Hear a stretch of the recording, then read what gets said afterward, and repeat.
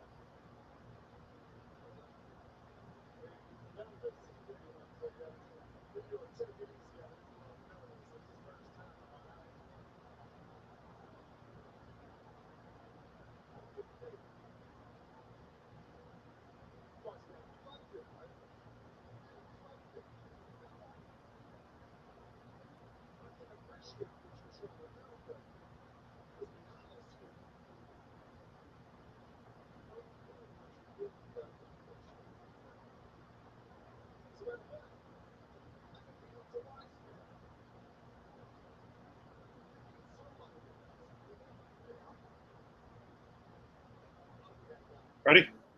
I'm ready. All right, everyone. How you doing? Welcome back to the Moffett on the Mic show. This has been a lengthy hiatus for Klim and I, but it is good to be back, courtesy of StreamYard, courtesy of the A1 Sports Network. I am, of course, Craig Moffett, and without my producer, Chris Klim, I don't get the time, the space, or pretty much anything. So, Klim, it is good to get the band back together for a show. How's it going? It feels good, man. It really feels good to be back doing this. We haven't done this in a very, very long time. What's been in like almost 2 months now? Pretty We much. haven't done- I've been craving it. I'm not gonna lie, I've been craving it, but I'm back. I'm ready. I'm ready to go. Well, first things first. You and I talked like a few weeks ago, and you had an accident. How are you feeling? I'm feeling good. I'm feeling great. It was shit happens. I'm not gonna. Everything happens in the world, but I'm back. I'm feeling great, and I'm ready to go. All right, if you guys want to check out Klim, check him out. He did some really cool interviews during the Nathan's Hot Dog Eating Contest again this year. You could definitely check him out on YouTube on the A1 Sports Network YouTube page. Klim, were you there when Joey Chestnut choked out that protester? No, you know what? Funny enough, we did not go this year. Unfortunately, I posted. Went this year? No, I posted all that stuff from last year's event that I for some odd reason I just never posted. So I was like, you know what? I'll post it this year.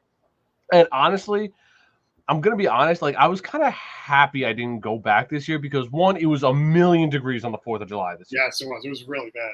It definitely was. And I remember when me and because I usually take my younger brother. He usually takes all the pictures and everything like that. He'll hold the camera. And last year we must have got up at like the ass crack of dawn to like get to Brooklyn because it's Coney Island, so we had to take. It maybe took like an hour and a half to get to Brooklyn. Then we were in the sun for like maybe 4 or 5 hours with like no shade. We were dying. By the time we got home, it was 3:00, and we were cooked. We were done for the day. Well, if you want to check out past interviews as well, subscribe to the show courtesy of Apple Podcasts.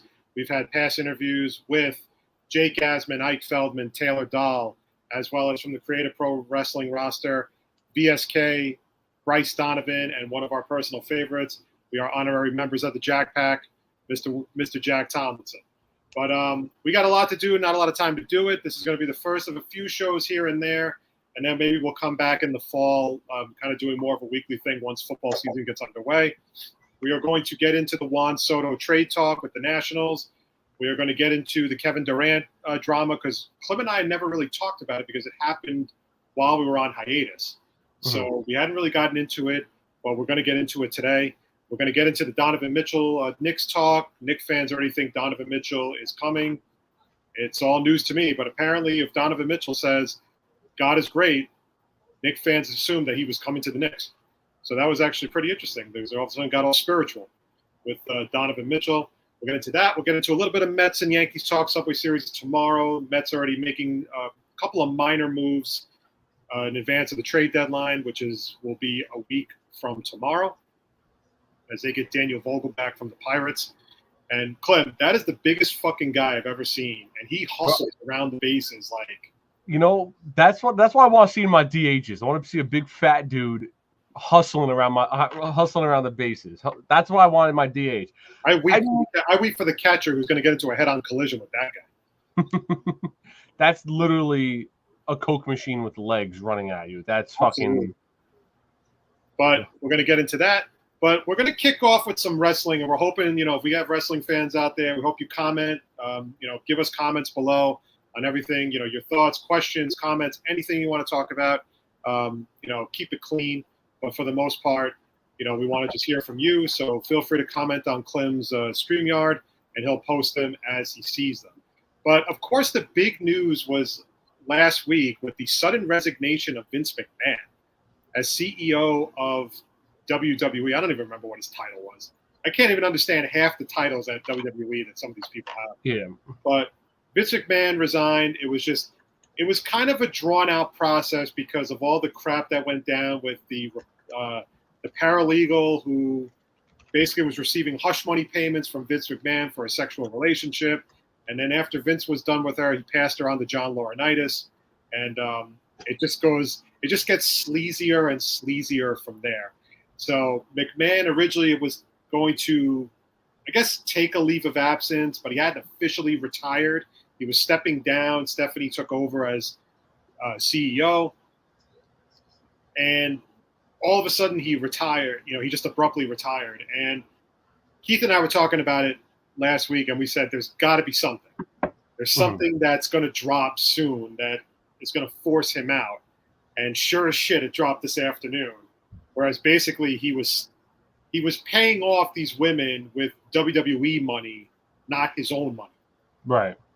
So he was basically forging the books for these payments to write it off, I guess, or not write it off, but just basically he was taking money from the company to pay off these hush money for these women.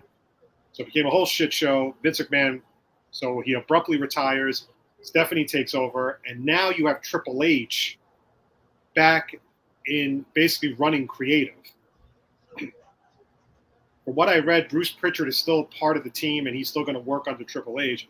But Triple H is going to be running creative moving forward, which is, for I'm sure WWE fans, a very big breath of fresh air. Oh, without a doubt. What made Friday, I watched SmackDown that Friday after he retired to just see where they would go with it. And like Klim, Stephanie McMahon comes out and she does the whole, oh my God, Vince did so much and everything, and he was so great. And I don't disagree with that. I don't. Vince did a lot he changed professional wrestling. We know that, bra and panty matches and Hell in a Cell and, Inferno matches. And, he really, like, the Attitude Era was like, you did not want to miss Raw any week when the Attitude Era was going on because you just didn't know what was going to happen. Like remember when I used to work nights and I used to tape Monday Night Raw because I never wanted to miss any part of the Attitude Era because that's how good that was. I went to every Monday Night Raw. You couldn't get a seat at a Monday Night Raw. Now you can sit wherever you want. But we don't disagree that Vince McMahon changed wrestling. It's that he went out on such a sleazy and just shady and just unethical. I mean, you could think of any name in the book. And that tarnished the reputation he built. Yeah. Because for all we know, he could have been screwing around with other women that just haven't come forward. This has the feeling, Klim, of a Me Too movement. Oh, without a doubt, when you first heard of these rumors, it was like, okay. And then it was like, well, now he's stepping down from CEO. I'm like, okay, maybe there's something more behind it. And then it's like, oh, he paid off these women like a collective like $12 million. It's like, okay, now it's like the ball's rolling a little bit further now. And then, like we heard, he retired over the past few days, and it was just like, okay, well, there's something bigger behind this whole thing that we just haven't really heard of yet. Like you mentioned, like maybe there's more women that just haven't come out yet, and he literally had to step down from WWE because of it. You know, we always said that all WWE fans, even the What's Wrong with Wrestling guys, they always mentioned that, like, we always joked around that Vince is literally going to die in his WWE chair in his office because this is what he's going to do. I completely agree. He's going to do this till he's dead. But it's when the first story broke about him and Laurinaitis, Vince came out with this kind of defiant, like, fuck you attitude, Mm-hmm. Like, this isn't going to put me away. This isn't putting Vinnie Mac away. Right. And then all of a sudden, he just abruptly retires. And when that happens, after he was so, I'm not going to use the word defiant. I think defiant's a bit extreme, but he was so arrogant. He was so, like, cocky about it. Like, he was like, I'm the fucking CEO and I'm worth billions and everything. And then he just abruptly retires like that on a Friday afternoon or Friday morning, I think, or something like that. Yeah. And I remember I was talking to Keith. We were texting back and forth. I said, something went down. It's the only thing that makes sense. And sure as shit, what happens? Here comes the story about the money payments. That he was not paying these women with his own personal money. He was paying it through WWE. And I think he was classifying it as something totally different. So, like, when you looked in the books for a minute, you didn't think anything different. You didn't think anything bad. In a weird way, listen, you and I have ripped the WWE product, and, not to cross promote, but if you really want to listen to a hilarious podcast, What's Wrong with Wrestling kind of nails WWE to a T. Oh, yeah. The Pisano's and Eric Slamilton Hamilton, they nail it to a T. The way that they describe the stories, the way they describe the shows, it's just, you watch these guys come up from the NXT roster and then they're just completely buried right off the bat. They put in stupid gimmicks. Ciampa comes up. Ciampa was a big champion in NXT. The whole Goldie thing was such a great little gimmick for him and everything. And they bring him up to the main roster and they have nothing for him. Yep. And it made him look like, and he's just like tagging along to The Miz, which was just odd. A guy like LA Knight, I hated the name because I always loved Eli Drake, but he had that charisma. He had that personality on the mic. He used to cut really good promos and everything. And they bring him up to the main roster, and he's fucking Max Dupree of some stupid modeling gimmick. I mean, these are the types of things that when you could just see Vince is losing it. Okay? Just that in general. We've said it time and time again on this show that, like, if you really look at, like, success, the people who were, like, successful in NXT who kind of continue their success to the main roster, it's few and far between. Maybe you can count on your hand how many people have been very successful from the from NXT to the WWE. But and, like, guys like we've said, like Kevin Owens to an extent. Yeah, we all know Kevin Owens is great, but he's had like 2 title runs, maybe Finn Balor to an extent as well. Like, these guys were NXT legends, and now they're nothing on the main roster. And here's the funny thing. Like, for example, we had the Judgment Day gimmick with Edge, right? With Edge and Priest and Ripley. And I thought, okay, that's a pretty cool gimmick. I can live, I really like that gimmick. And all of a sudden, they just do a complete 180 and they have Finn Balor join it, which is fine. I think Finn needed to be a heel at some point. But then you just wind up having them beat the shit out of Edge. And just like that, Edge is out of the faction, and the faction is pretty much useless at this point. Yeah. Like, for example, if Dominic Mysterio tonight turns on Red, okay, and joins Judgment Day, you've already kind of killed it because you built it up too much. Right. You're too busy keeping you're posting way too much shit on social media, and that's why the product is suffering. You're not building new stars. Like when Liv won the Money in the Bank and cashed it in on Rousey, and the place went fucking nuts when Liv won the title. Yeah. Okay. And then I keep reading in like all these articles on Cage Side that every time Liv is at a house show, the place goes nuts. Like you have found your new star. Like Right. you have found your new babyface star. If you play your cards right, I know people will think this is really outrageous. She could be the female version of Cena. No, you're absolutely right. And this is the problem with, especially with the women's division. Like they've had their women's division, they've had their division set for a while. And if your name isn't Charlotte, Becky, Bianca, or Ronda at this moment, they don't care about you. They don't want to build other stars, you know, and you have good talent. Like we saw last year when Liv was originally getting her first push, she was over with the fans. It was like 3 pay-per-views in a row. She was getting title shots. It's like, okay, she's gonna win it here. Okay, she's gonna win it here now. But they never did. They never pushed her, you know. And it was the same thing last year with Nikki Ash winning the women's Money in the Bank. She held it for a month, and then that was it. She held the title for a month, and that was it. And it's like, okay, that's it. No one cares about her. Same thing with Rhea Ripley. Rhea Ripley held it for a month, and they're like, all right, that's it. We don't care about her anymore. It's they don't build up these stars, and like I said, especially in the women's division in general. And if your name isn't Bianca, Ronda, Charlotte, or Becky right now, they don't care. They really don't care, and that's sad to say because you have talented women on this roster. Now, here's the crazy thing though, with Vince out of the picture,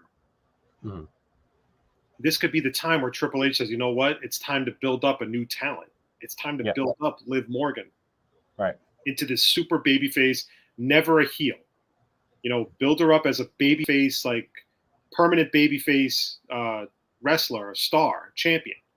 You know, because that's the number one reason why WWE has been suffering. You have a SummerSlam card without AJ Styles, without Kevin Owens. I mean, these are 2 of your top wrestlers here, and you don't have them on the card. Like even Edge too. Yeah, and the thing is, AJ Styles has resulted to jobbing for like certain wrestlers. This is freaking AJ Styles, man. Kevin Owens too. He was in some bullshit feud after having a killer match with Austin at Mania. Vince puts him in like a feud with fucking Ezekiel. Yeah. I mean, you could just see that Vince has lost it. And then the worst part is he's taking the guys from NXT UK and bringing them over and putting these like stupid names with them. Like Walter, huge champion in NXT UK, and he comes in as Gunther. You break up Imperium, which was probably one of the best factions you've ever had, with him, Marcel Bartel, and what's his name, Fabian Eichner. Yeah.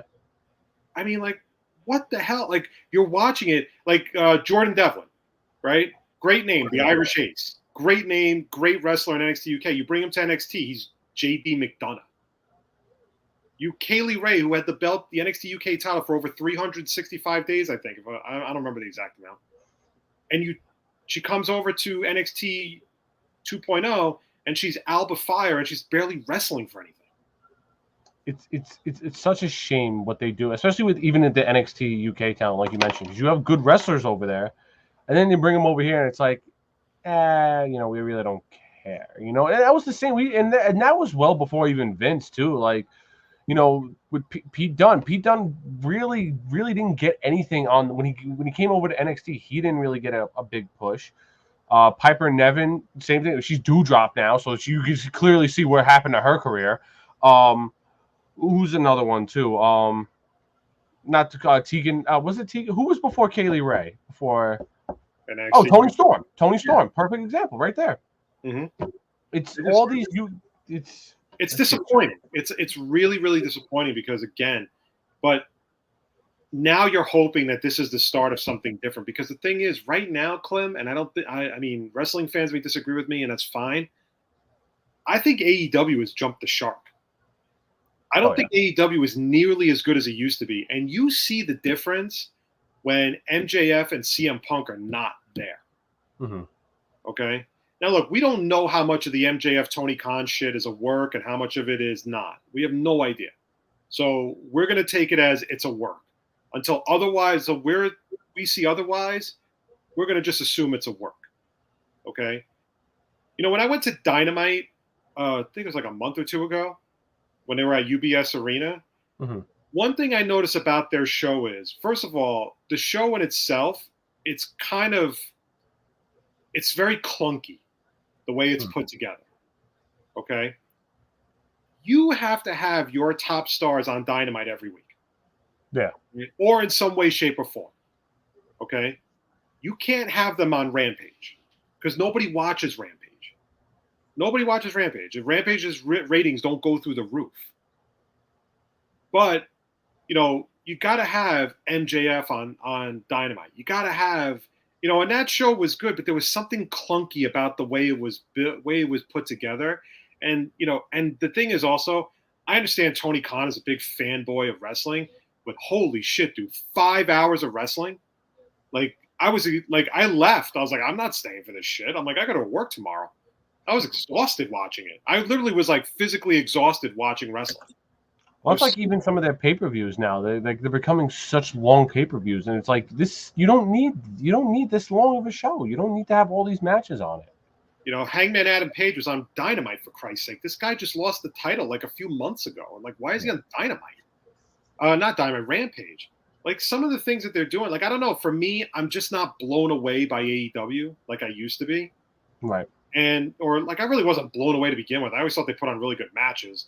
But overall, I thought the product was just, yeah, it was good. But, you know, people are not spending hard money to go see Aleister Black. People are not going to spend big money, ringside seats, to go see Brody King. I'm not saying they're bad wrestlers. Far from it. But nobody's going to see those guys. People want to see Moxley. People want to see Punk. Punk is hurt. People want to see MJF. People want to see Adam Cole. I know Adam Cole's hurt right now too, and Danielson's hurt. But, you know, right now, the only guy who's cutting killer promos on Dynamite is Christian. Yeah.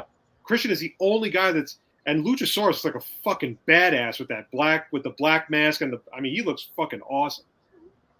This is the time for WWE to capitalize on this. Oh, yeah. You know? And especially now that Vince is gone, yeah. Yeah, and the thing is, Tony Khan is a douche. He's a complete douchebag. Like, when Vince retired – he was like, "Oh yeah, I'm the longest reigning CEO of a company." Like, he's just such a moron. Like he really is a fucking clown. You know, I'll say we didn't when MJF dropped his bomb promo. I thought it was hilarious because you know what? A lot of it was true about what he said about Tony. Like, a lot of it was really true about him being a fanboy and like he loves the ex-WWE talent and all that stuff. I'm like, MJF's not wrong though. Like he's not wrong in that sense. Like it was perfect. Like it was a great pipe bomb promo. Like, but the thing is, what Tony Khan is doing is like, I'm not saying he's sabotaging his own federation. Far from it. But you have too much talent. You don't need to sign every guy that gets released by WWE. And that's what you've been saying it, especially since AEW started doing it, like signing WWE talent, that they're going to be oversaturated. And I at first said, you know, like, no, it's going to be, you know, good if they do it right. And they haven't done it right at all because you still have ex-WWE guys coming over. And it's like, all right, Aleister Black, Rusev, all these guys. And it's like, they haven't done anything.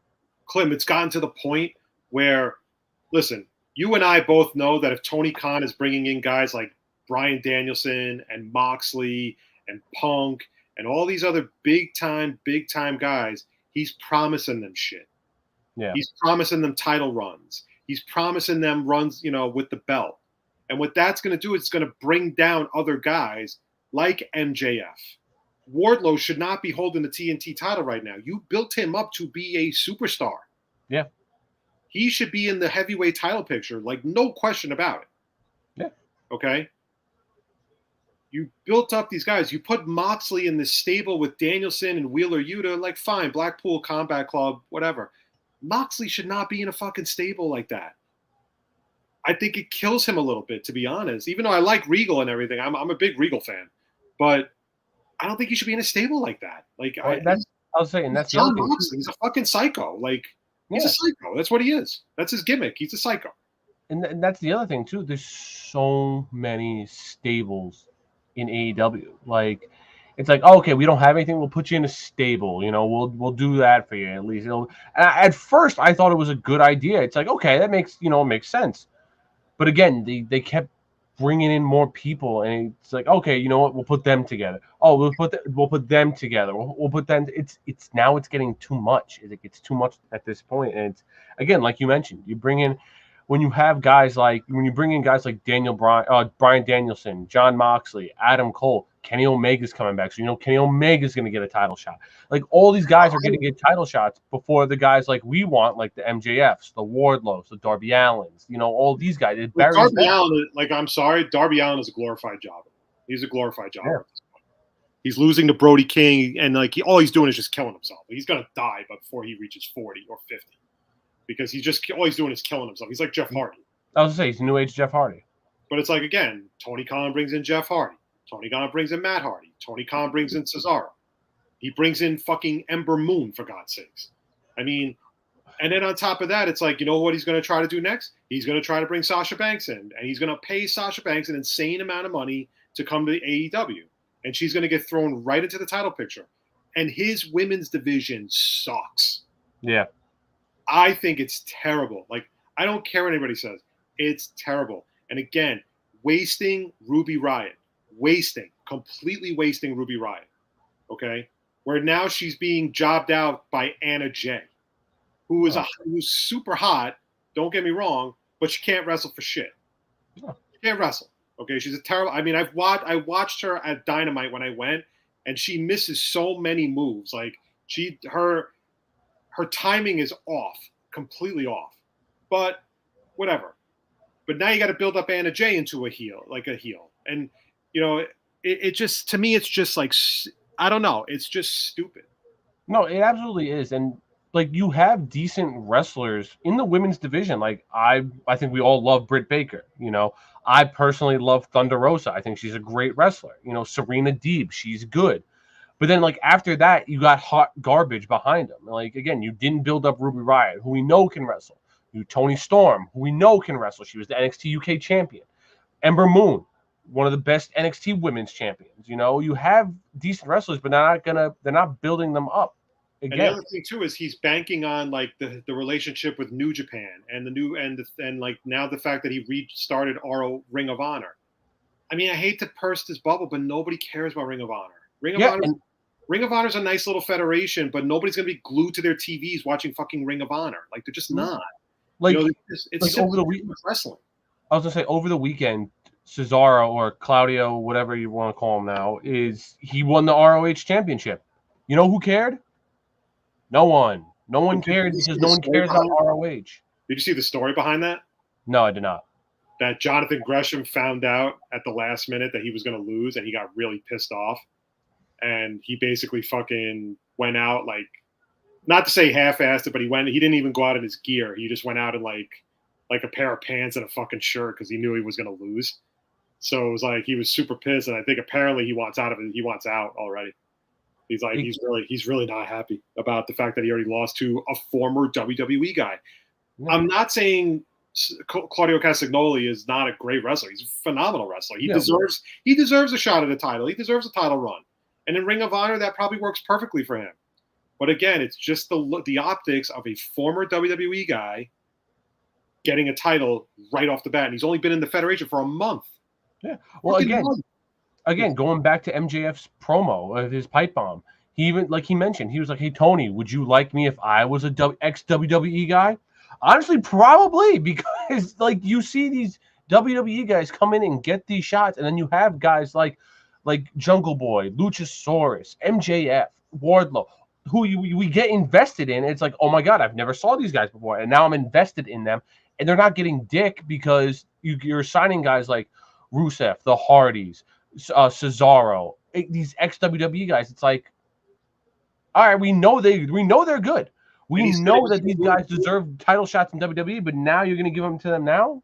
And by the way, here's another guy that's probably going to want a title run, one last run before he calls it a career. Chris Jericho.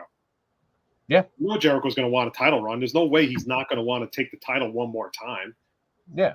You know, but I just think that if there's ever a time for WWE to start turning the page and capitalizing on this, now's the time. Especially with Triple H as creative. Because people are still watching WWE. People are still going to the shows, even though they suck.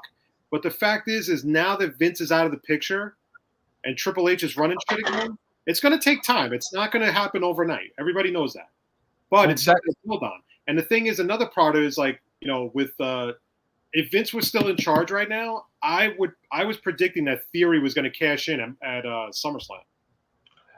But I think with Triple H, you know, now is the head creative of Raw, SmackDown. I think is he creative of NXT as well, or I don't know if he's running NXT as of right now. I know he's running WWE. So well, yeah, I was gonna say, now that he's like I'm in a group chat with a few of my friends from college, and we're all wrestling fans. And my one friend, he said, I'm back watching WWE now that Triple H is taking over creative because it's just been such a shit product. And I was like, I don't blame you, man. I don't blame you that you took a big hiatus from WWE because it's been terrible. Yeah, really and the thing bad. is, like and the thing with Vince was he was forcing Theory down everybody's throat. Won them, you know, just gets to be in the Money in the Bank match. You know, doesn't have to do anything to get there. He just gets there. Of course, as soon as they announced him in the Money in the Bank match, completely killed the men's Money in the Bank match by far. Because I was like, oh, he's going to fucking win. There's no way that Theory's going to be in this match and not win. Yeah. Okay. And the thing is like you're forcing this guy down everybody's throat. You can't have him cash in at SummerSlam. It's not the time for him to cash in because Roman Reigns is not – if he loses to Theory, that just looks terrible. Lesnar can't afford another loss. Mm-hmm. And on top of that, Lesnar can't lose to Theory. You know, even if he goes through a grueling match with Reigns and wins the belt, it's going to be such a horrible pay-per-view if Theory just walks down the aisle and just pins him and becomes champion. That's really horrible. I mean, I personally have no problems with Theory holding the Money in the Bank, and I think it's going to be a lengthy hold. But the thing is, like, you've built up Roman to this point where he's going to be unbeatable. So, I mean, I get it. That's what the point of the Money in the Bank is, to try and beat the unbeatable when they're, like, at their weakest points. Mm-hmm. But even at that point, it's going to be like, really? Theory's going to take the title off Roman? Roman's hot. Roman's still good. I'm still all about the head of the table. I'm still all about this gimmick. I mean, I don't like title reigns for 2 years. Give me a break. I'm with you on that, but like the Usos have no business being champion for this long. And I'll tell you someone else who has no business being champion for as long as she's been, Mandy Rose. Oh my God, yes. Mandy Rose is fucking. They're hyping up Mandy Rose as a champion for 250 days in a fucking developmental federation. She couldn't hack it in Raw and SmackDown, so they moved her to NXT because she sucks. She sucks. Yeah, and I remember at first. Goes back to what I was saying about building up like babyface like wrestlers. Cora Jade was somebody you could have easily built up as like a babyface wrestler with her skater gimmick and everything, and you fucking turned her heel. And I was like, it's not.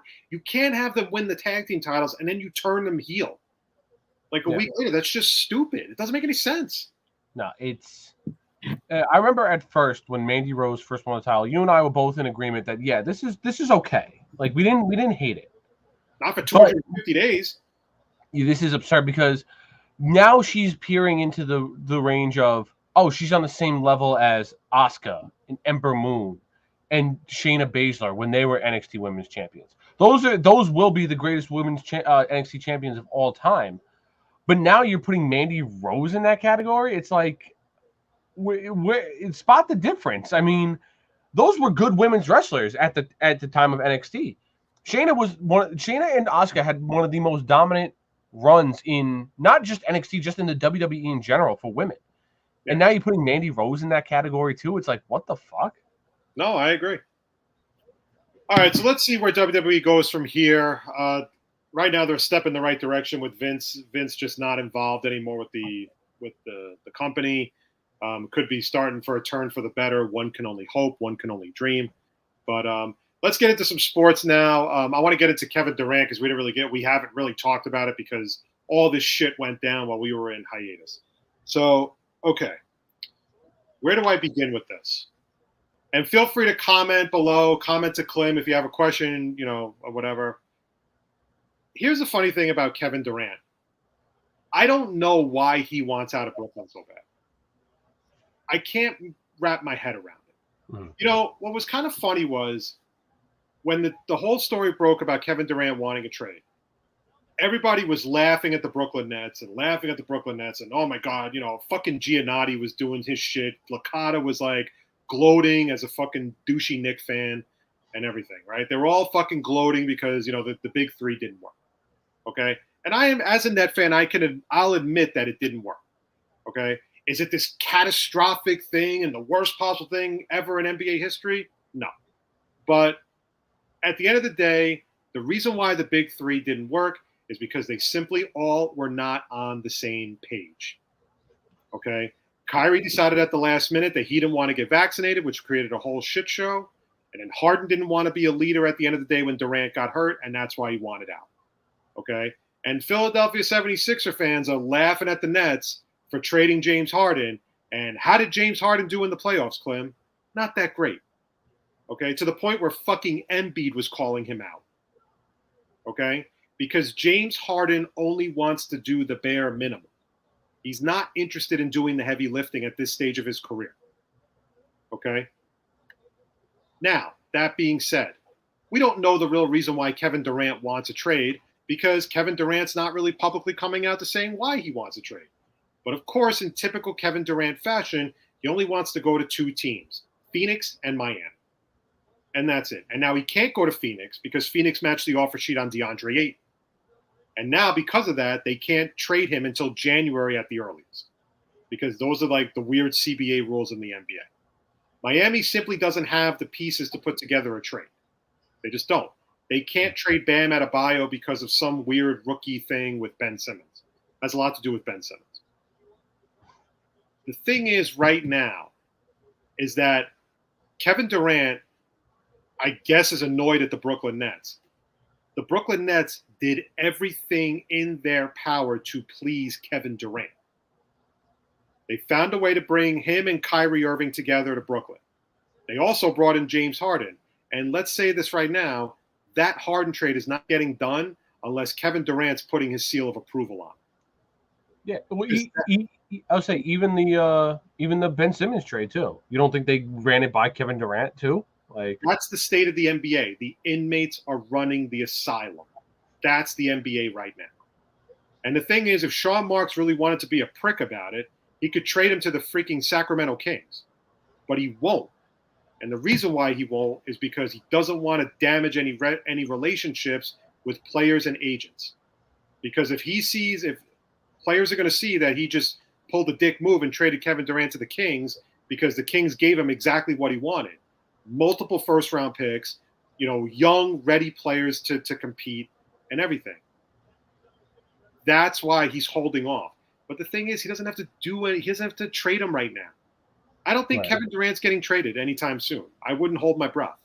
I know the Boston Celtics came out today and offered Jaylen Brown, another player, and a first-round pick.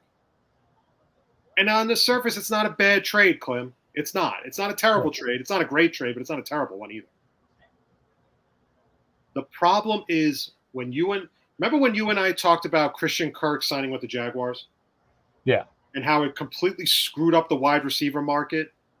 So yeah. Guys like Devontae Adams were making less money than Christian Kirk on the franchise tag. And teams didn't want to pay, and the Packers didn't really want to pay Devontae Adams like huge money. The Chiefs didn't want to pay Tyreek Hill big money. And just like that, all those guys were gone. Adams went to the Raiders. Hill went to the Dolphins. This is kind of the same thing, because if it wasn't for the fucking Rudy Gobert trade, where the Jazz got 4 first-round picks and the Timberwolves first-round pick this year, the kid they drafted in the 2022 draft. So they got 5 first-round picks plus 3 players. Mm-hmm. For a guy who, with all due respect, has never led the Jazz to the finals. Has never led the Jazz to the NBA Finals, has never led the Jazz to a conference finals. They got 5 picks for him. And Kevin Durant is a 10 times better player than Rudy Gobert. And that's why the Donovan Mitchell trade talk is going on. Because Danny Ainge right now is sitting there with the Utah Jazz going, well, shit, if I just got 5 first-round picks for Rudy Gobert, imagine what I could get from the Knicks for Donovan Mitchell. Yeah. I could gut their whole freaking roster of draft picks and young players. And because of that, they're hesitant to make the deal for Durant. And to be honest, I think Kevin Durant hurt his reputation a little bit here. Because he signs a 4-year deal for close to $200 million. He gets the money he wants at the end of the day. Mm-hmm. And within a year, he wants out. That's a shit move on Kevin Durant's part. That has nothing to do with the Brooklyn Nets. That has all to do with Kevin Durant. Well, yeah, I would say not only that. I mean, you look at like we just mentioned, like Kevin Durant has been running this team since he got here. They got him Kyrie. They got him James Harden. They fired not Sean Marks. Kenny Atkinson. They brought in the Steve Nash. Like, you don't think Kevin Durant was orchestrating this whole thing? Like we knew LeBron was orchestrating the whole thing when he went back to Cleveland? Obviously, yeah, we knew that. We knew all this was happening. And now, like you just mentioned, it's kind of like a dick move because it's like, well, he did all this, and now he wants to leave because he wasn't successful. Mm-hmm. It's he's an asshole. I mean, he's definitely an asshole for it. And that's what I mean, though. At the end of the day, the problem is that, this was the downside to a big three. That's exactly what it was. It was the downside to a big three. And they were not on the same page from the very beginning. Kyrie Irving didn't want to get vaccinated, which created a whole shit show with regards to the New York vaccine mandates and all that stuff and everything. Kyrie put himself over the team. I respect Kyrie's decision. Okay? If you don't want to get vaccinated, you don't have to get vaccinated. This is the country we live in. You can choose whatever you want to choose. But at the end of the day, it crippled the team. Because then Durant got hurt. And then we didn't have Kyrie Irving. And then it was all on James Harden. And James Harden didn't want it. He didn't want the stress. He didn't want what it takes to be a leader. He just wanted to hang out by the 3-point line and shoot. That's all he cared about. He didn't care about anything else. Okay? To pin this on the Brooklyn Nets as an embarrassing organization is just fucking ridiculous. Because the Brooklyn Nets did everything in their power to please Kevin Durant, to please Kyrie Irving, and to please James Harden. James Harden begged them to basically push a trade to Brooklyn, and that's exactly what Marks did. Marks pushed him to Brooklyn and got Harden to Brooklyn. And that's how James Harden repaid the Brooklyn Nets. As soon as the going got tough, the player got going. Right to Philadelphia. And for the first few weeks, everybody's like, oh my God, James Harden is amazing. And then in the fucking playoffs, he was crap. He was pure crap. Mm-hmm. And here's a fan base that shouldn't be talking shit, and that's the 76er fan base. What the fuck have you guys done in the NBA? What the hell have you guys done in the NBA? You've had Joel Embiid. You have had Ben Simmons. You have had Jimmy Butler. You have had Tobias Harris. You've even had fucking Allen Iverson.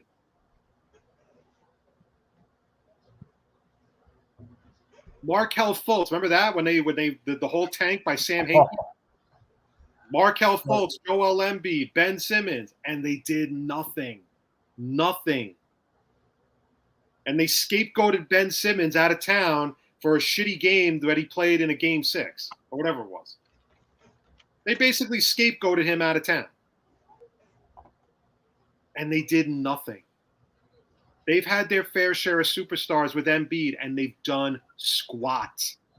They've had fucking Doc Rivers, and they've done squat. They've done nothing. So now you're going to sit there as a fucking Sixer fan and tell me, oh my God, PJ Tucker, that's the missing piece? Are you out of your fucking minds? Are the 76ers really any better than the Boston Celtics? The Milwaukee Bucks? Do you think they're better than the Miami Heat? No. Let me give you one that could be an interesting challenge. Do you think they're better than the freaking Atlanta Hawks, who just added Dejounte Murray to go with Trae Young? No. Sixer fans, same shit. You guys love pissing on other people, and the minute your team hits a little bit of adversity, the whole fucking team has to be traded. Jump up my ass with this. It is fucking unbelievable how some of these fans are. Knicks fans too. I mean, don't even get me started with Knicks fans. All right? This is a fan base that throws a coin in the fountain, prays to Jesus every day that a superstar is coming. Right? Oh, we're supposed to get Donovan Mitchell. Still waiting. You know what I say to that now at this point, that with the Donovan Mitchell stuff, it's not going to happen because you know why? It would have happened already. It's been If Donovan Mitchell really wanted to come to New York, this would be a foregone conclusion. And I was reading The Athletic, Donovan Mitchell has not requested a trade out of Utah, and Danny Ainge is not forcing it, and Danny Ainge has not really officially put him on the block. Mm-hmm. He's trying to see what he can get for him. There's a big difference. But Donovan Mitchell has not requested a trade out of Utah, and he has not forced Danny Ainge to try to trade him to the Knicks. What does that tell you about the state of the New York Knicks? Terrible. Absolutely terrible. And even they thought they were going to get these free agents, like Murray. They thought Murray was going to come here. Nope. Didn't come here. Let's go over it again. Kyrie Irving, Kevin Durant, Chris Paul, Paul George. Everybody thought these guys were signed, sealed, and delivered. Zion, Luka. Everybody thought these guys were signed, sealed, and delivered until they weren't. And the Knicks had to pivot, and they wound up bringing in guys like Elfrid Payton, Wayne Ellington, Bobby Portis. He's not a bad player, but plan A was never Bobby Portis. Okay? And now you're overhyping, but you're going to sit there and ridicule the Brooklyn Nets. The Brooklyn Net fans are not allowed to be excited about Kevin Durant and Kyrie Irving. Meanwhile, the Knicks fan gets a freaking hard-on every time. Like, when they got Cam Reddish, are you kidding me? They're like, oh, my God, this is a steal of a trade. Holy shit. Leon Rose, what a great job. Cam Reddish barely played, and you gave up a first-round pick for the guy. This is Carmelo Anthony all over again. Like, it mind blows me. And some of my friends are Knicks fans, and I always tell them, look, I don't hate the Knicks. I very much like R.J. Barrett. I like Julius Randle. I like a lot of the players on the Knicks. But until it actually happens, I'm not going to believe that they're going to get any of these players, because history shows since Carmelo Anthony, they have done nothing to bring in another superstar player. Carmelo Anthony, friends with all these superstar players. Yeah, we'll get Chris Paul, we'll get Dwayne Wade, LeBron, blah, blah, blah, blah, blah, all this shit. They never came. Remember that? That was the whole thing when they were all at the wedding together? Remember like that story where Carmelo Anthony, I think it was Melo's wedding. It was somebody's wedding, and Melo, Chris Paul, and Paul George were at the same wedding, and they were like, that was the big story, that Melo was going to recruit the two of them to come to New York. And what happened? Paul went to Oklahoma City, and Paul George went to the Clippers. Yeah, I don't know. Look, I don't know if it's the front office. I don't know what it is, but just no one wants to come play for the New York Knicks. It's just science at this point now, that it's more of the numbers that you keep hearing these rumors of, this guy's going to come here and this guy's going to come here and they're going to get Zion Williamson and they're going to trade for Donovan Mitchell, and none of it happens. None of it happens because you know why? These players must know something. These front offices that don't want to trade with the New York Knicks must know something, that, like, you know what? I'm not going to do this. You know what? I'm not going to sign with the Knicks. I don't want to wear the blue and orange. I don't want to play in the world's most famous arena. I don't want to do any of that. You know, but if you're the Knicks, but like, what is enticing you? Because Donovan Mitchell wants to go play for a contender, right? Have the Knicks really shown to be a contender right now? They haven't. They're not a contender. They're not a contending team in the East. Danny Ainge is just floating his name out there because he just wants to see what he can get for the guy. Mm-hmm. And like I said, if he got 5 picks for Rudy Gobert, he's probably saying to himself, shit, I could get 5 or 6 from the Knicks for Donovan Mitchell. And well, I think one of the proposed trades was like including like RJ Barrett and a bunch of other players, and they were like, no, we don't want to trade RJ Barrett, which I don't blame the Knicks for not wanting to trade RJ Barrett. That's your player right there. From what I read, Ainge doesn't want RJ Barrett because he knows he's got to pay him big money. Okay. And the thing is, if that's the case, he just pays Donovan Mitchell. Like, why am I gonna pay RJ Barrett $200 million to come to Utah? I mean, but the thing is, right now, just pivoting back to Durant, this whole saga has really damaged his credibility because he looks like a guy that the minute things get dicey, he's just another in a long line of players that wants out. And to be honest, I mean, holy shit, he missed like 6 weeks with injuries. He didn't have a great postseason against Boston when they got swept, but somehow this is the Nets' fault? See, those are the things I don't understand. Those are the things that, like, just, I don't know, make me understand it, I guess is my question to Kevin Durant. It's like, why do you want out here so bad? And the thing is, the Nets are quietly building like a decent roster, okay, with their bench. Their bench is so much better than it was last year. Oh, yeah. And you're going to have Joe Harris back. You're going to have a full season of Seth Curry. You're going to have a full season of Ben Simmons. And Patty Mills is back. And KD and Kyrie Irving. Do you really think Ben Simmons is going to suck? No. Like, do you really think Ben Simmons is going to suck? Okay? Not at all. You're pigeonholing this guy into one bad game where he was afraid to shoot. And that's fine. It's a fair assessment. Okay? But I don't think Ben Simmons is going to sit there and be like, yeah, I don't want to fucking play. Because he has a reputation to uphold. He's got to start showing everybody that he can handle it. Mm-hmm. And he's young. He's only like 24, 25. And the Nets have quietly built like what I think is a very strong roster around Kevin Durant and Kyrie Irving. Cam Thomas had a great rookie season last year, and he's killed it in Summer League, although we don't take much in the Summer League.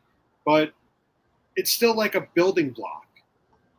I expect a guy like Day'Ron Sharpe to take a step forward this year. Mm-hmm. You have Joe Harris coming back from injury. You have Seth Curry from the outside with Joe Harris. Joe Harris is one of the best three-point shooters in the league.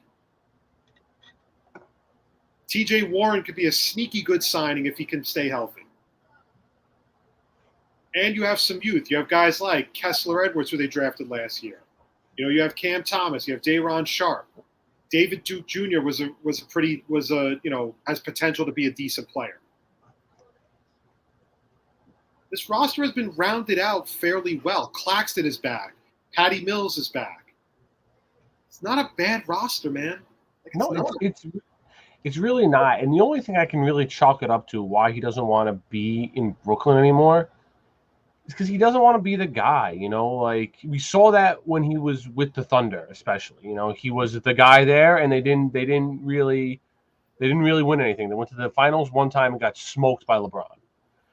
Then he went but that was the whole reason for him going to the Warriors, because he didn't have to be the guy there. That was Steph Curry's team.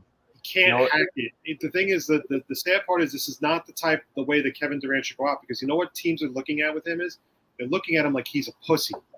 Mm-hmm. They're looking at him like he's a fucking wuss. And that's why they're not willing to mortgage their futures for him.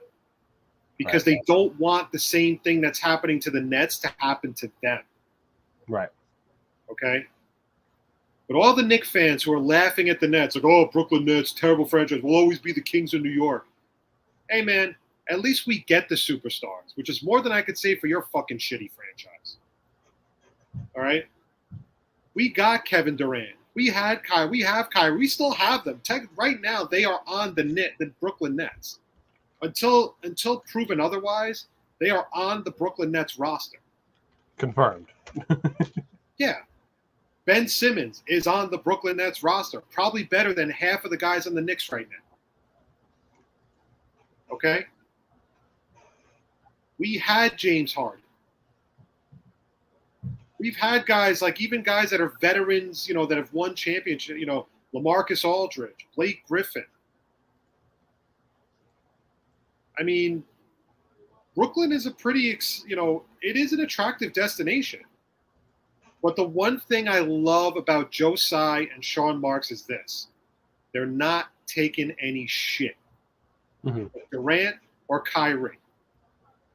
They basically, Kyrie, they outright refuse to give him a max deal because he can't be trusted.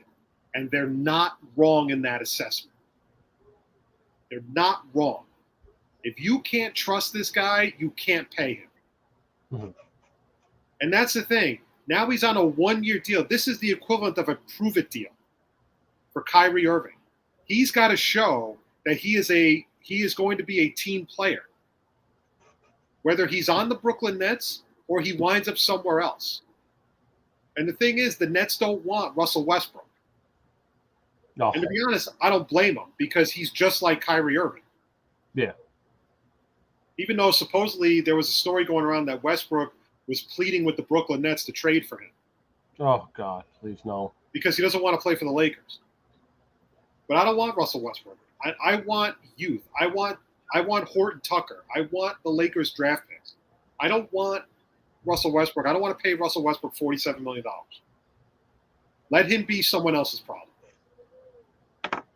But that's what I love about Sean Marks and Joe Tsai. They're just like, you know what? We're not putting up with this shit.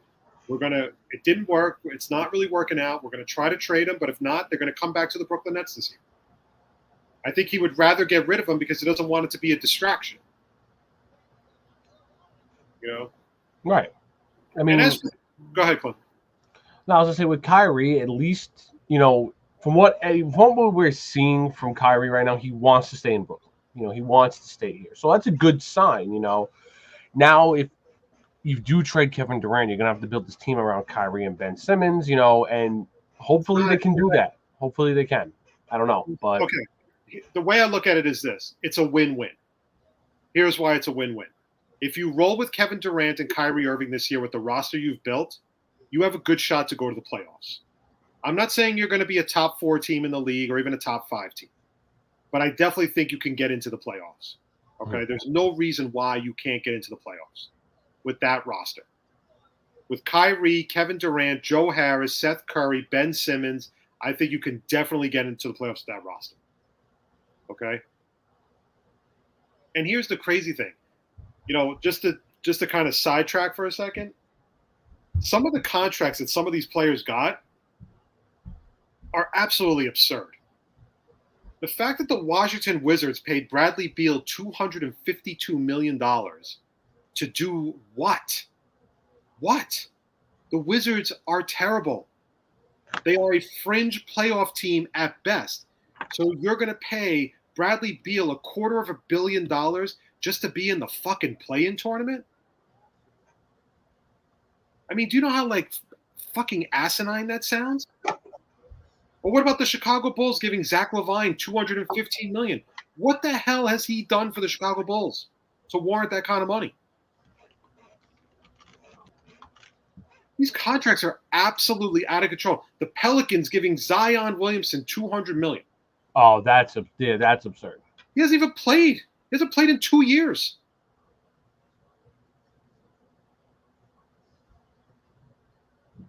And a memo to Knicks fans. Just because a player tweets, God is great, doesn't mean he's coming to the fucking Knicks.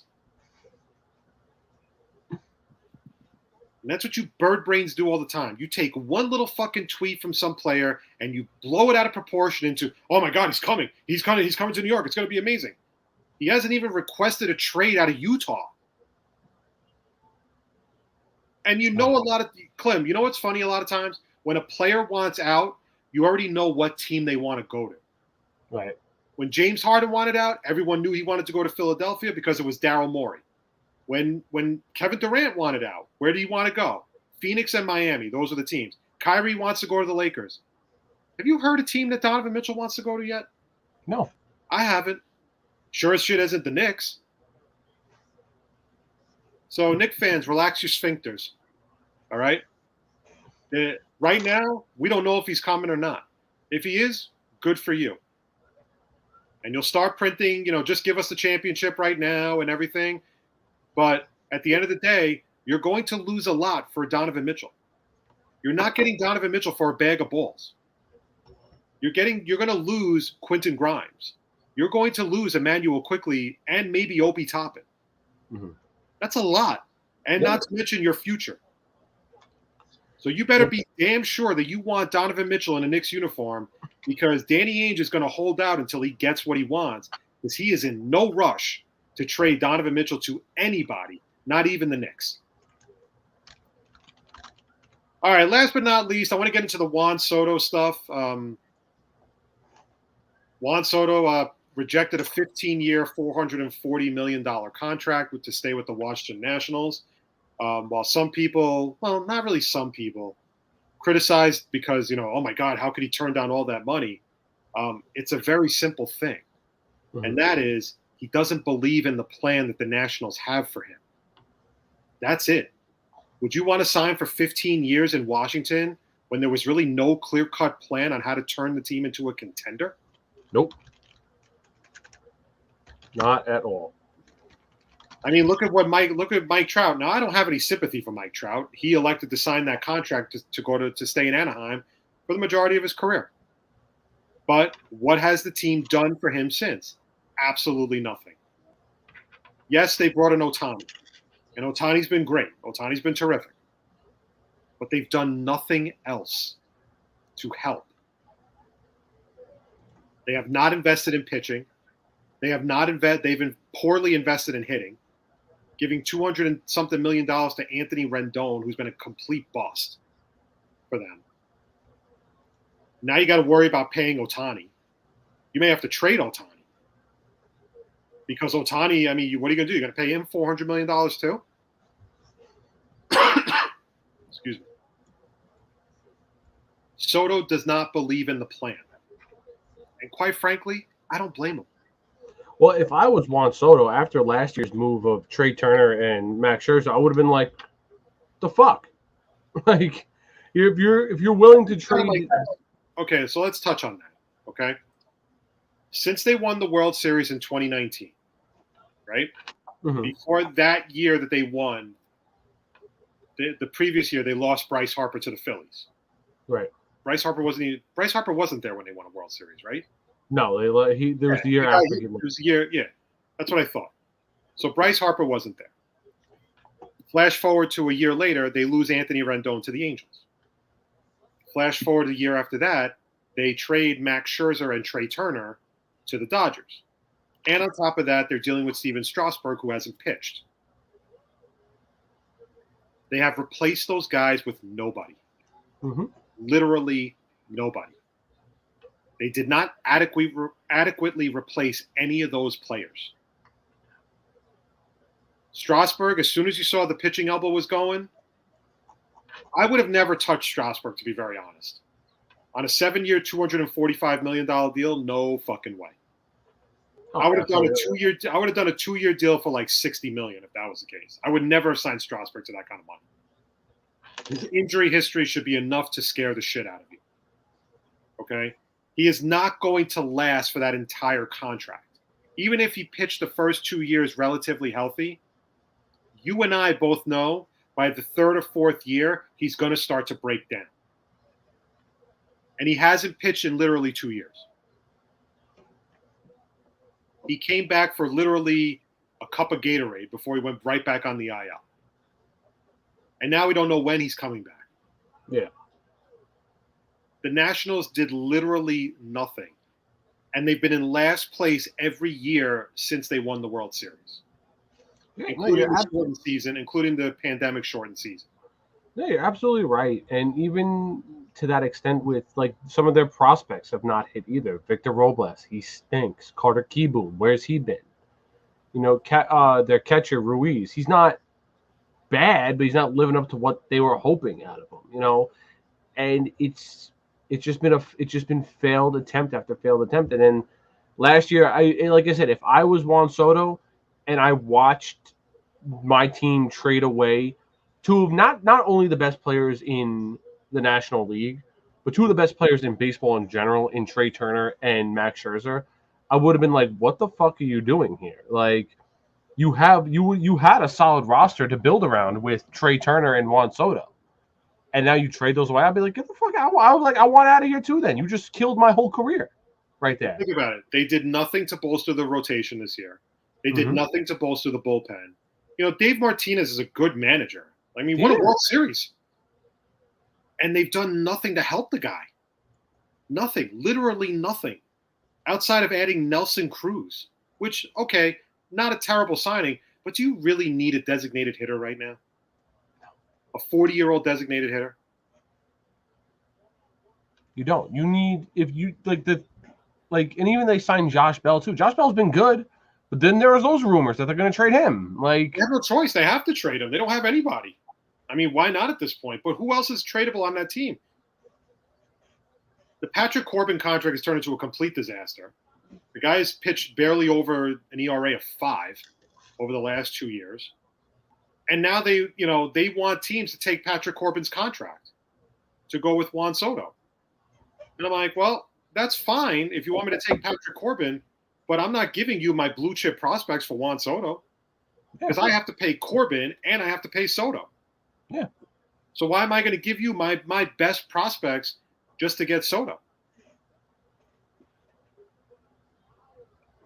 I mean, it's the only reason why Juan Soto. And the thing is, the money isn't really that great. I think at the end of the day, it only comes out to like $30 million a year, which is less than what Francisco Lindor is making.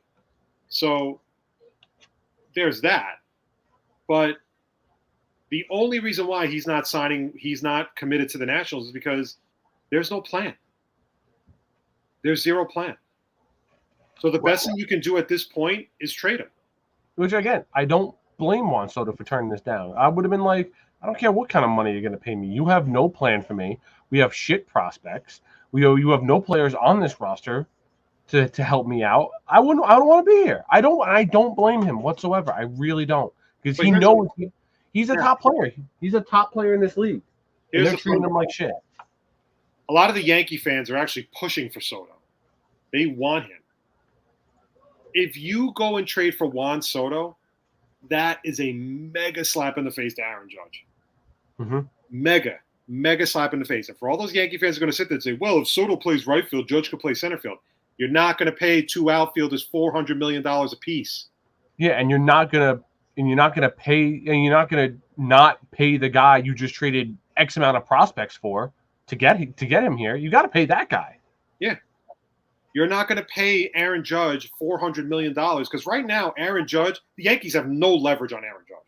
They have zero leverage at this point. I mean, none. Judge bet on himself, and he's winning. He's winning big time. He's been relatively healthy all season. He's got 37 home runs. I don't know how many. I think he's got like 70 RBIs, I think, at least right now. He is completely crushing the ball. And to be very honest, he is the primary reason why the Yankees have been dominating all season. I was going to say, he's going to fuck around and win an MVP. Like, he's that good this year. And rightfully so. He deserves it. So this is one time where Cashman may have to eat a little crow and just, you may have to pay him. I don't know if you pay him whatever he wants, but you're going to have to come pretty damn close to it. Oh, no, you're absolutely right. And again, back to with Yankees possibly trading for Juan Soto, it's not going to happen because, like you said, it's going to be a big slap in the face to Aaron Judge because, one, you're going to have to pay Juan Soto. You can't just – and the Yankees have the prospects to get him. Like, they can either easily trade Anthony Volpe, Oswald Perez, Jason Dominguez, et cetera, to get him Juan Soto, you're basically telling Aaron Judge we don't want you back. Exactly. That's what you're saying to Aaron Judge. You're not saying, oh, no, it's okay. And Cashman will do the usual word salad if a trade like this goes down and they start asking about Aaron Judge and everything. You're basically telling Aaron Judge, it's been a pleasure. We wish you well in your future endeavors. That's exactly what they're saying to him, and that's it. There's no getting around it. Okay? Now, from the Mets' perspective, here's my issue with the Juan Soto deal. I'd be lying if I said I didn't want Juan Soto. Right. Okay? I would love to have Juan Soto on the Mets. I don't know if I'm prepared to trade what the Nationals want. And if it's an in-division trade, they're going to want a lot more than probably any other team that's involved. Right. They're going to want Francisco Alvarez. They're going to want Brett Beatty. They're going to want Ronnie Mauricio. They're going to want Mark Vientos. They're going to want maybe even a guy like Brandon Nimmo. Mm-hmm. Okay? I don't know what they're going to want, but being as though you're trading him within the division, the asking price is going to go significantly higher. Okay? And that's where I'm going to be like, yeah, I don't know about that. I'm not feeling that. I've said it in the past with trades in general. Like, if I'll trade, as long as we're not trading Alvarez or Beatty, send every prospect out of here. I don't really care about that. But now that we're mentioning, Juan Soto and the possibility of getting Juan Soto, it makes a little bit of sense to a point to trade one of them. But I really would rather not trade Beatty or Alvarez. To be completely honest. Alvarez, in my opinion, is untradeable. There are certain prospects right now for the Mets. I consider him untradeable. I don't mind trading Beatty. I don't mind trading Mauricio because Lindor is the shortstop, and they drafted this kid Jet Williams as well. So you're pretty set in the middle infield. If I'm the Nationals, I'd probably want some pitching, and I probably would rather have Matt Allen than have Mark Vientos. Mm-hmm. Okay, and I don't want to give up Matt Allen. The Mets have no pitching prospects. None. They literally have no pitching prospects right now. The ones they do have that are in AAA are like mediocre to below average. They're not very good. I don't know if I can mortgage my entire future for one guy. Mm-hmm. And there's another thing too. And when Keith and I were talking about this, he made a good point. Do you really want to pay Juan Soto like $40-50 million? And you got Scherzer on the books for $40 million. You have Lindor on the books for $34 million. You're going to have to pay DeGrom if DeGrom finishes the season strong, because he's going to opt out of his deal. You got to think long and hard before you make that type of decision. I know what fans are going to say. And I know what idiots like Evan Roberts are going to say. Well, it's not my money. It's Steve Cohen's beautiful money and all that stuff. It's not the point. It's not the point. It's a case of, I don't necessarily know if Juan Soto is worth $50 million. I understand he's young and he's under team control and all that stuff. But you're talking about paying a guy in the vicinity of like $500 million.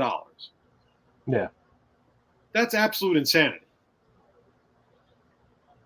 It's absolute insanity, in my opinion. There are not many players that are worth that kind of. I mean, I couldn't. It's hard for me to fathom if a baseball player is worth that kind of money. Well, I was just saying, to that extent, like you mentioned, we're gonna have to pay Jacob deGrom. In coming this free agency, Jacob deGrom is most likely gonna opt out, so we're gonna have to sign Jacob deGrom back. We're gonna have to sign Edwin Diaz back, who's on a tear this year. Yeah. Jeff McNeil just started in the All-Star game, so and he has to get signed back. And Brandon Nimmo has to get signed back as well. Those are four of our top players, not let alone that we're gonna have to sign back. Try at least attempt to sign back this offseason. Oh yeah, right away. You got to start talking to Alonso about an extension. Yep. Okay. At the end of the day, I just don't think it's a good idea for the Mets to do. I think if you go get a guy like Juan Soto, you're going to completely deplete what's left of your farm system, and you're not going to have the resources to go out and go get other free agents that can really help you. Honestly, I would rather have Brandon Nimmo in my lineup. Mm-hmm. He's a spark plug. And you know what I love about Brandon Nimmo? He plays hard every game. Starling Marte has been a terrific pickup for the Mets right now. He's on a 4-year contract with us. It all of a sudden becomes a crowded outfield. It's not as easy as Met fans think to just move a guy to left field and say, yeah, he could play left field. It'll be great. It's not that easy. It's just not. Eduardo Escobar has been terrible at third base this year. Like, he's good defensively, but not much of a bat. I would rather have Brett Beatty ready to go to play third base. I need a hitting catcher. Our catchers are terrible. I can't give up Francisco Alvarez.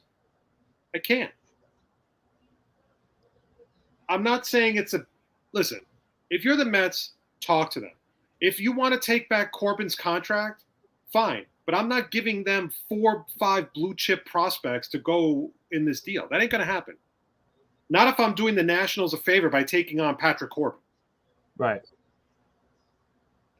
I will say, though, if the Mets do somehow get Juan Soto, that's the piece they need to beat the Dodgers in the playoffs. I mean, they better win the fucking World Series. I mean, that's it. It's not even that. They better win you better win the fucking World Series. Series. Because the thing is, right now, they're treading dangerously with the Braves. Now, look, before everybody goes, oh, yeah, the Mets collapsed and everything. Did you really think the Braves were going to stay 10 games behind all season? I mean, come on. Like, let's cut the bullshit. They're the fucking defending World Series champions. And outside of not having Freddie Freeman, they've replaced Freddie Freeman with Matt Olson. Still have one of the top pitching staffs in the league. They have a solid hitting team. There was no way they were never going to be in the hunt. But again, I don't know if I can mortgage my entire future to get Juan Soto. Unless Steve Cohen turns around and says, do what you got to do to get him. I don't care what it takes. Okay? But I just can't sit here and be like, yeah, I really need Juan Soto. No, you're absolutely right, especially from a Mets point. Like, I'm perfectly fine with the Mets not trading for Juan Soto. But to that point, they definitely need someone in here to help them out, because Vogelback, whatever his name is, ain't gonna help us, and neither is Michael Perez. Well, the thing is, right now, I think that they're not done. We already know the Mets are not done dealing. That I think we can say that the Mets are not done. They're going to make more trades. They're going to be very active at the trade deadline. Honestly, if I could think of a package deal to make right now with a team, I would be talking to the Cubs about Wilson Contreras and David Robertson. And you have just killed 2 birds with 1 stone. With getting a catcher that can hit every day and a bullpen guy that can back up Edwin Diaz in the big innings. I don't hate the idea of Wilson Contreras. And I don't hate the idea at that point, if you bring in Contreras, bringing up Alvarez in September, because then you have a really good catcher to at least help. Here's the problem with Alvarez right now. He's not hitting well in Syracuse. Yeah. He's been really poor. Don't rush the kid up. It's not worth it. Trust me when I tell you it's not worth it. If you can find a way to get a good hitting catcher like a Wilson Contreras, do it. Do what you got to do to get him. If there's a way to get David Robertson in here, that would be a good thing too. The Mets, the bullpen right now is the most important thing for this team. If you can get a lefty pitcher, that would be even better, because Joely Rodriguez stinks. Oh, so bad. Okay? Just gives up way too many runs. If you could get like Andrew Chafin from the Tigers, that would be a pretty sweet deal for the Mets. He's a good lefty reliever. You know, the one guy I really hope the Mets make this trade for. I want CJ Cron here badly. Well, I think the Vogelback deal kind of squashed that, so I wouldn't expect CJ Cron to come. I'd be very like Vogelback doesn't move the needle like for us really. It's like, okay, depth. That's all we got there. Vogelback he can hit. I know he's hitting 220, but he hits for power. And he does hit lefty pitching really well. Mm-hmm. He hits righty pitching really well. So. The thing is, I didn't like the reason why I didn't like the trade is I didn't like giving up Colin Holden. Yeah, that didn't make any sense. He was actually a pretty good reliever. According to like Billy Epler, like they really wanted Colin Holden in. The Mets really wanted Vogelback. They really like him for some reason. So you take it for what it is. Okay? I'm not going to sit here and go like, oh my God, it's the worst trade of all time that they got rid of Colin Holden. Okay? But at the end of the day, that's what they had to do to get a deal done. They got a deal done. But we need more. Yes. And the primary area that they need to focus on right now is the back end of the bullpen. Because that worries me more than anything. Drew Smith is becoming hittable. Ottavino's been fine. Lugo, I'm sorry, but he sucks. Lugo has been pretty bad. But right now the story is that the Cardinals could be the front runners for Soto because they have the prospects to make a deal. They have they have a really strong set of prospects that they can offer to the Nationals. I don't know what the Yankees' involvement is in this. It was weird that the other day they pulled Jason Dominguez mid-game, non-injury related. Mm-hmm. So a lot of people thought that was kind of the precursor to a Soto deal. But at this point, too much has happened between Soto and the Nationals, where the Nationals now have no choice but to trade Soto. After they wouldn't charter him a plane after the home run derby, that was a whole thing. I mean, it was bad. I mean, it sounds like it's pretty bad. But the reason why, at the end of the day, Soto doesn't want to stay in Washington is because there's just no plan. There's no plan. There's nothing there. And that's pretty much where we're at with it. Now, the trade deadline is next week. A lot of good shit can go down. You might even see a couple of deals happen over the weekend leading up to the August 2nd deadline. But my thing right now, and I'll just leave it at this, I'm not saying I don't want Soto. Because, again, I'd be lying if I said I didn't want Juan Soto. I am not prepared to give up what it takes to get Juan Soto. Right. And that is literally gutting my entire farm system, which is basically what I'm doing. I'm giving up my 5 prospects to get this kid. Right. All right, before we get out of here, you got anything else?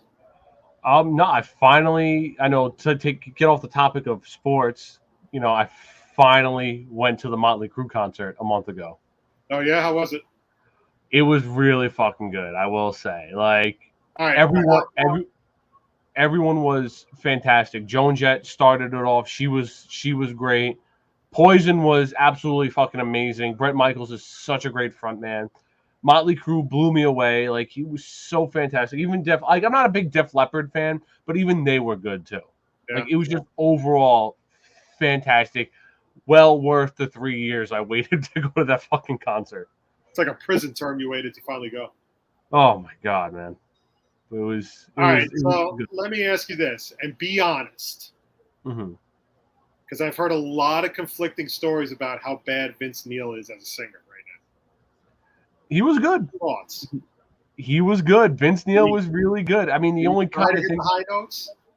He good. Yeah, he hit them. He hit them very good. It's like, I never saw Motley Crue originally. Like, I never saw when they were out, like, but my dad's seen them, and that's who I went to the concert with. My dad's seen them a bunch of times. And according to my dad, who's a big rock fan, everything like that, he said they sounded fantastic. Vince Neil sounded amazing. Everything was good. And the only thing that kind of sucked was that Tommy Lee broke his ribs. Yeah, I heard about that. So I didn't get a whole concert of Tommy Lee on drums, but the guy who replaced him, I think he was in Ozzy's band. He was the drummer for Ozzy. Mm-hmm. And he was fucking fantastic, this dude. I kept leaning over to my dad. I'm like, Dad, this drummer is fantastic. I forgot his name. And if my dad will know his name once I ask him when the show's done. But he was fantastic. I mean, Tommy Lee, he came out, he did a couple songs, left. That guy came on, and then Tommy Lee came back out for Home Sweet Home. Right. But overall, great fucking concert. Well worth the wait. Yeah, I'm going to see Rage Against the Machine in a couple of weeks. Ooh, okay. I've been like reunion tour, and the thing is, I don't know if they're ever coming back after this, so I bought a ticket to go. Mm-hmm. And but I really like. Have you ever heard of Run the Jewels? I have, actually, yes. Yeah, they're fucking really good. So they're opening for Rage Against the Machine. So I'm actually more excited to see Run the Jewels than I am Rage Against the Machine. I've seen Rage Against the Machine a few times. Right. Like when they were back in the day. Other than that, I'm not. It's not that I'm not because I don't want to go to concerts. I just don't. There's really nothing really great coming out. Yeah. And but I am in September going to see Pearl Jam. Okay. So the problem is the show. It's just it's so depressing. Because it was rescheduled from 2 years ago. Right. Because of COVID, they rescheduled it for September 11th. Ooh. It's such a downer, because it's such a depressing day to be in Manhattan. It's especially enjoying yourself too. It's I feel so shitty about it, but it's there's no way I was gonna I was going to give up these tickets. Like they're like priceless pieces of art. That's how popular Pearl Jam is. Well, that was like my dad to go about, I would say like a week before, maybe 2 weeks before we went to see Motley Crue, me and him and my mom and my aunt, they went to go see Paul McCartney at MetLife. Oh yeah. And my dad was like, I called my dad the next, they got home late. So I called my dad the next day. I was like, yo, Pops, how was the concert? He was like, Chris, I could die right now and I'll be a happy man. Because my dad's been to thousands of concerts throughout his whole life.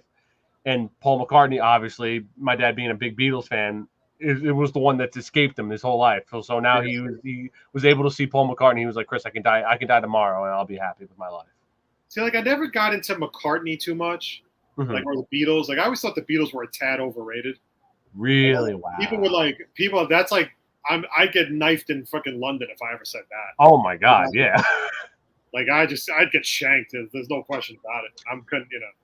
I don't know. I got, my dad is a huge Beatles fan. He's been but I've just never been like, they have some good songs. I'm not saying they don't.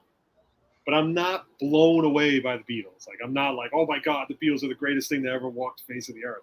You know, maybe it's because I grew up on them, and like that was like I distinctly remember the first piece of music listening to. My dad had the Yellow Submarine cassette, and I remember being just very young and listening to that cassette all the time. So, and maybe it's because I generally love the Beatles. Like, I personally think they're the greatest band of all time. See, like at my job, like I work in a hotel, so we get a lot of the Jones Beach bands that come stay with us. Okay. So we actually have, well, we're working on it. I don't know if it's going to happen, but we have, I think we might get Alice in Chains. Ooh, okay. And like the thing is like my boss is like not really, she doesn't really know a lot of the bands, but I do.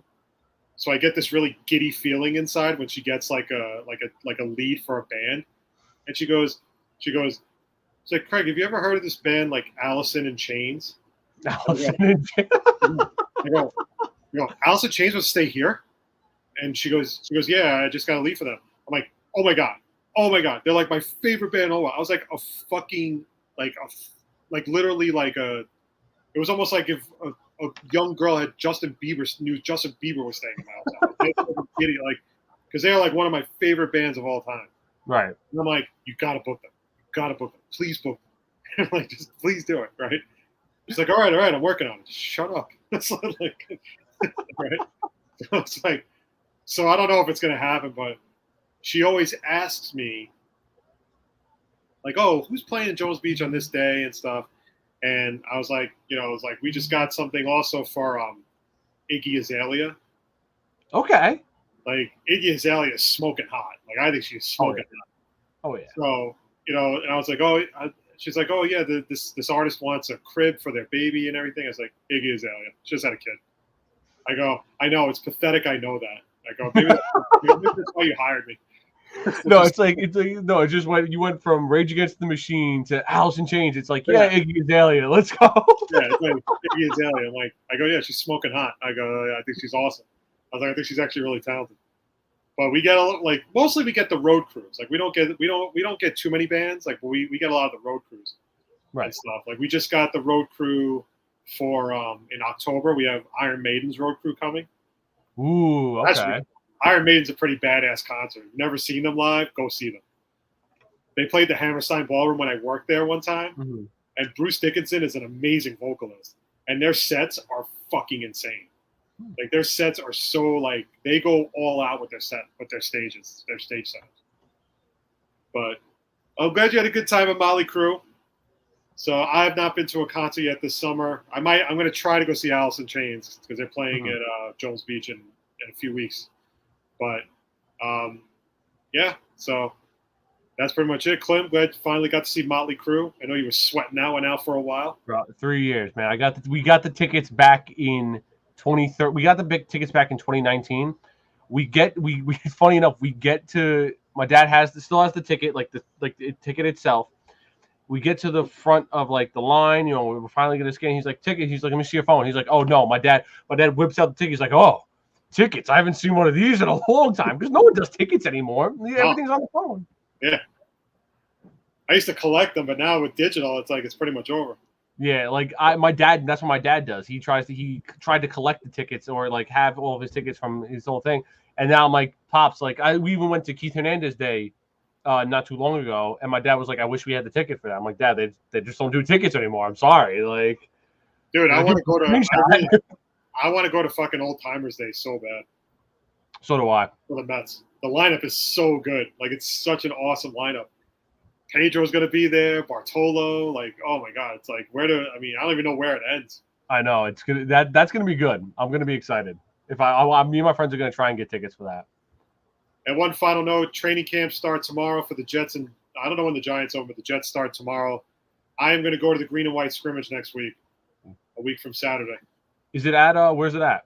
It's at MetLife, but the tickets are free. So if you don't mind driving to Jersey, it's actually not bad. You don't pay for parking or anything. I would say last time I went to the green and white scrimmage, I ended up winning tickets from ESPN, and 12 o'clock in the morning, I ended up changing my tire on the side of the Jersey Turnpike, and it took like a half hour. It was fucking miserable. I was like, I went with Mike Laws, and we were just like, I was like, I'm never driving into Jersey ever again. Never again.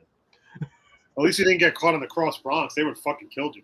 Oh, they would have killed you throwing your body over the Deegan Expressway. What happened to Chris? He's floating down the Hudson somewhere. Yeah, I was like, oh, Klim. I'll be driving by you in traffic. Like, oh, it's just Klim. You just got to fix the tire. All right, everyone. That is going to do it for this episode of Moffett on the Mic. Klim, are we doing a show next week? Is that the plan? Yeah, we're going to do something. I'm going to try and book some guests. We're going to try to work on getting some guests on next week. I had a really good time at the Creative Pro show last night in Lynbrook. Got to talk to some of our faves on the Moffett on the Mic show, Bryce Donovan, BSK, Jack Tomlinson, and hoping to see if we can maybe book Dante Drago or Aaron Rourke in the near future. Klim, we have to make a promise that if we book Bryce Donovan, my daughter wants to come on the show and ask questions. Oh, that's fine. Look, I know we say this is my network. This is your show. You run the show. This is I know, but I'm just telling. But like, she was like, "Oh, can I ask him questions?" I'm like, "I'm sure he would love that." Yeah. So really quick story about Bryce Donovan before we go. So we were waiting online yesterday in front, and he walked by. I said, "By the way, the Shook Crew had these awesome jerseys they wore together." Oh, I saw the pictures. I want one. I want a jersey. Baseball jerseys. Bobby Orlando said "your mom" on the back. Bryce's said "one lunged angel." Okay. And I can't remember what Castor said. I remember what it said off the top of my head, but they were awesome. Like they came out, and Bryce went up to my daughter, gave her like a fist pump and everything. And at the end, he went up to her and he's like, "Oh, did you have a good time? Did you have fun at the show? And did you like the match and everything?" VSK was pretty cool. My daughter, he's kind of breaking her chops a little bit. He goes, "Oh, who's your favorite wrestler?" And she goes, "Bryce Donovan." He goes, "I'm standing right here." Like, right? Like he was really funny. Like he was a very, very cool guy. VSK is awesome. I got to talk to him for a few minutes. He just became a dad, so congratulations to VSK and his family on the new addition to their family. He was really happy. Starting to get some sleep, which is good. And but overall, he looked really happy. And I just told him, I said, watching you grow in your career has been, so awesome to see from my perspective. I said, I saw you my first Creative Pro show here was you were wrestling Sean Spears. And he said, it's one of the best matches I've ever had in my life. He's like, it's like one of my favorite matches of all time. I was like, just watching you grow has been really awesome to see. He was really appreciative, super nice guy. And we're definitely going to try to get him on the show soon. We're going to work, we're going to really work hard to try to get guests and even get some new members to the show. I think would be a lot of fun. Mm-hmm. So right now the plan is for a show next week, and we'll keep you posted if we book any guests. Klim will be all over social media with everything. But on behalf of Klim, this is Craig, and this is the return of the Moffett on the Mic show. And thank you for everybody for checking us out on the A1 Sports Network. You can subscribe to the show courtesy of Apple Podcasts. Check out our past stories or shows that we've had with some guests, including Jake Asman, Taylor Dahl, Bryce Donovan, VSK. They're all up there. The Pizzanos, Andrew and Joe. Always fun to have them on talking wrestling. Eric Hamilton joined us recently also for an interview, and he gave us a shout out on the What's Wrong with Wrestling podcast. We're very appreciative of that. And of course, one of our all-time personal favorites. Hope to have her on again. Of course, the one and only Miss Christine Wen. who I miss. I miss talking sports with her. She's good. It's always a good time. And you know what? We don't have her on that often. Like not as often as we have like Jake or Taylor or Jamie or Ike on. But it's like when we talk to her, it's like picking right back up. It's like she like we're best friends. Like Yeah. and that's what I like too about the relationships we've made with some of these people.